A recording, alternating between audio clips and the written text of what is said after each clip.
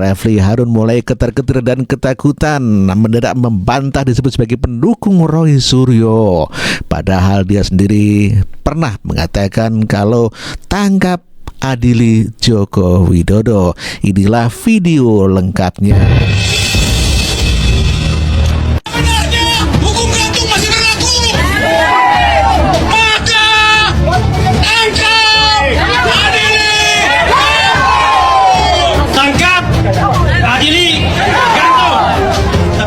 Jangan sekarang, ditangkap dulu, adili dulu. Inilah provokator bagi Refli Harun, di mana meminta agar tangkap adili Joko Widodo. Namun demikian, sekarang dia membantah dijadikan sebagai pendukung dari Roy Suryo. Dan inilah bukti videonya yang dia begitu sangat ketakutan dikaitkan dengan nama Roy Suryo. Akankah hasil uji ini dan pembuktian pihak UGM menjadi penentu tindak lanjut atas laporan pencemaran nama baik Jokowi terhadap Roy Suryo CS? Atau sebaliknya, hasil uji Lab 4 jadi pintu masuk munculnya pidana pemalsuan dokumen oleh pejabat negara? Kami diskusikan ini bersama ahli hukum tata negara yang juga pendukung Roy Suryo CS, Refli Harun, dan politisi Partai Solidaritas Indonesia atau PSI, Ade Armando. Selamat sore semuanya dengan Tifal, apa kabar? Selamat sore. Terima kasih semua sudah bergabung bersama kami. Atribusinya pendukung Roy Suryo. Atribusinya pendukung Roy Suryo. Atribusinya pendukung Roy Suryo. Atribusinya pendukung Roy Suryo. Oke, jadi dapat gimana nih? Ya, itulah tadi pernyataan Refli Harun yang menolak dinamakan sebagai pendukung Roy Suryo. Padahal dia selalu keluar-keluar memberikan panggung kepada Roy Suryo dan kawan-kawan dan memprovokasi Roy Suryo dan kawan-kawan untuk mengadili dan membenci Pak Joko Widodo. Bahkan yang kurang ajar sekali, dia memprovokasi warga agar tidak percaya kepada Bareskrim Polri. Diklaim punya Jokowi dan akhirnya mengatakan itulah 11-20. Dia mengatakan hasilnya adalah 11, 15 dan 11, 17 itu identik. 11, saya ulangi ya, 11, 15 dan 11, 17 itu identik. Tetapi 11, 15 tidak identik dengan 11, 20. 11, 17 tidak identik dengan 11, 20.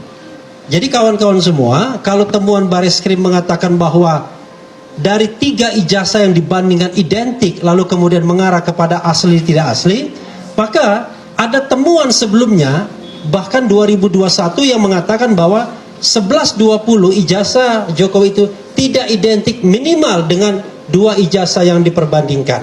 Pertanyaannya adalah, kalau misalnya sebuah ijazah itu dikeluarkan pada saat yang bersamaan, sama-sama tertanggal 5 November 1985, maka secara teoritis harus identik semua. Tidak boleh ada yang berbeda. Jadi kalau ada yang berbeda, tentu ini menjadi sebuah pertanyaan. Nah, itu saja yang ingin saya sampaikan. Mudah-mudahan ini bermanfaat. Terakhir, teman saya yang mengelola Big Data mengatakan sentimen negatif terhadap Jokowi dengan ijazah palsu ini itu sudah lebih dari 90% lebih. Jadi dari Desember 2024 itu masih 40% orang yang melihat ini sebagai hal yang positif. Tapi turun terus. Sekarang sudah 90% lebih orang melihatnya negatif. Saya balik ya. Jadi yang positif hanya kurang dari 10%, 8% sekian. Jadi kalau mau lihat datanya bisa di saya. Nah, intinya adalah terlepas dari apa yang disampaikan oleh Bareskrim, maka sesungguhnya insya Allah masyarakat jauh lebih percaya bahwa hasil Bareskrim itu harus dibaca sebaliknya, ya, jangan dibaca as it is, dibaca sebaliknya. Kalau Bareskrim mengatakan asli, mungkin aslinya tidak asli, mungkin ya. Wassalamualaikum warahmatullahi wabarakatuh. Survei Refli Harun justru menguntungkan Joko Widodo dan menjerumuskan Roy Suryo dan kawan-kawan. Inilah perdebatan Refli Harun, dan kata Pak Susno Duaji bisa menjerumuskan Roy Suryo dan kawan-kawan. Saya bikin, apakah Anda percaya dengan keterangan polisi bahwa ijazah Jokowi asli? Yang percaya 8% saja, yang tidak percaya 89%, yang ragu-ragu 3%. dari 130.000 yang voting. Apakah Anda percaya keterangan UGM tentang keaslian ijazah Jokowi? Ada 106.000 yang voting. Ya. Yang percaya 8%, kemudian tidak percaya 89%, yang ragu-ragu 3%. Jadi dari data ini bisa kita simpulkan begini, ya, this is about trust, soal kepercayaan publik. Kita bisa ngomong level profesionalisme dan lain sebagainya, tetapi yang namanya publik paling tidak diwakili oleh big data ini, diwakili polling ratusan ribu, itu nggak bisa didikte. Ketika ditanya percaya Bareskrim atau Roy Suryo, mereka bilang percaya Roy Suryo dan kawan-kawan. Ketika ditanya percaya UGM atau tidak, nggak percaya sama UGM. Ini terima kasih juga kepada Adinda Repli ya, dia sudah mengadakan survei, dan itu malam ini bisa dipakai sebagai alat bukti loh. Oh ya? Hasil survei dia. Oke. Alat bukti apa? Bahwa betul misalnya hasil survei dari Pak Repli, nama Pak Jokowi tercemar. Jatuh kan. Mungkin dulu tuh korpenya begini tuh setelah jadi presiden kan. Tahu-tahu begitu dilaporkan ijazah palsu, naik begitu tercemar. Nah itu saya yakin surveinya benar itu. Bisa diambil oleh ini. Tapi nggak tahu dikasihkan apa enggak. Siapa ada perundingan lah itu. Terima kasih. Oke. Dan itulah menjadi bumerang bagi Refli Harun. Akhirnya hasil survei Refli Harun dijadikan sebagai alat bukti bahwa survei itu bisa menjatuhkan Pak Jokowi. Berarti benar provokasi daripada Roy Suryo dan kawan-kawan, termasuk daripada Refli Harun, terbukti nyata dengan hasil survei Refli Harun, sehingga Susno 2J langsung meneskakmat daripada apa yang disampaikan oleh Refli Harun. Hal ini bisa dijadikan sebagai alat bukti. Ini orang agak sedikit aneh, tapi ya kalau mau dilihat-lihat lucu juga. 2 hari yang lalu menolak, tidak mau disebut mendukung Roy CS dalam pusaran kasus ijazah Bapak Jokowi. Tapi giliran kemarin tim TPUA melakukan preskon menolak hasil uji laboratorium forensik ijazah Bapak Jokowi,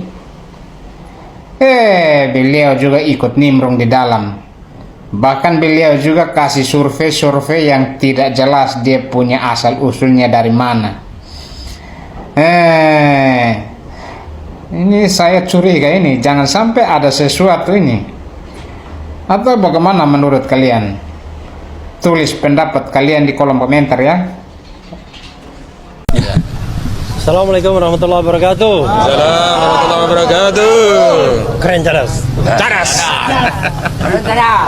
Jadi kawan-kawan semua, ada 3 kasus yang sedang berproses saat ini. Pertama adalah yang saya hitung berdasarkan yang sudah berproses ya. Yang lainnya seperti pengaduan dan lain sebagainya belum saya hitung.